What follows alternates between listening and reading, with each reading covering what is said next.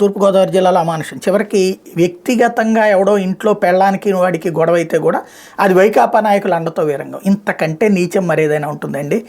వీళ్ళకి ఉన్న బుద్ధి చివరికి బుద్ధి బోట్లలోకి వెళ్ళిపోయినటువంటి నీచ స్థితికి చేరిపోయింది అనడానికి సాక్ష్యం. ప్రేమించి పెళ్లి చేసుకున్న భార్యకి శిరోమండనం చేయడమే కాకుండా వీధిలో తిప్పి రాక్షసానందం పొందాడు ఆ భర్త.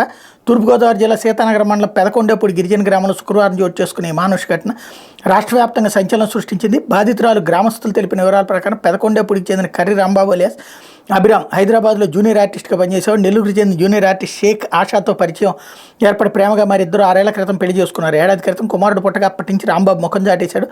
అతనిపై ఆశా ఫిర్యాదు మేరకు హైదరాబాద్ పోలీసులు కేసు నమోదు చేశారు. రాంబాబు తల్లిదండ్రులు వెళ్లి ఆశాను ఒప్పించి ఆ కేసు ఉపసంహరించుకోవాలని ఆమెను పెదకొండపూడి తీసుకొచ్చారు. రాంబాబు కూడా వచ్చేసి పోలవరం ప్రాజెక్టులో అధికారి వద్ద కార్ డ్రైవర్గా కుదిరాడు. కొంతకాలం కాపురం సజీవంగానే సాగింది. 4 ఏళ్ల క్రితం భార్యను బయటికి గెంటేశాడు. భర్త అత్తమామలపై ఆమె వరకట్న వేధింపులు కేసు పెట్టడంతో సీతానగరం పోలీసులు కేసు నమోదు చేశారు. పెదకొండపూడి గిరిజనుల ఆశ్రమంలోనే కొన్నాళ్ల పాటు ఆశ ఉన్నారు. అనంతరం హైదరాబాద్ వెళ్ళి అక్కడ పనిచేసుకున్నారు. భర్తకు 2వ పెళ్లి చేస్తున్నారని తెలిసి 2 నెలల క్రితం బిడ్డను తీసుకుని సీతానగరం వచ్చి న్యాయం కోసం పోరాడుతున్నారు.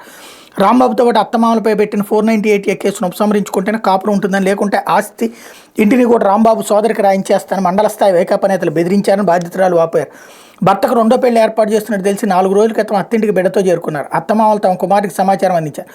రాంబాబు శుక్రవారం ఉదయం ఇంటికి వచ్చి భార్యను గదిలో బంధించాడు.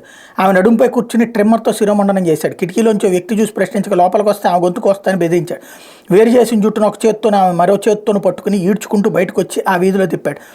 ఎవరైనా అడిగితే తిరుపతి వెళ్ళి గుండు చేయించుకున్నానని చెప్పాలంటూ రాంబాబు భార్యని హెచ్చరించాడు. వేరు చేసిన జుట్టును భుజంపై వేసుకుని వీడియోలు తీస్తున్న వారిని బెదిరించి కారులో వెళ్ళిపోయాడు. సమాచారం అందడంతో పోలీసులు బాధితులు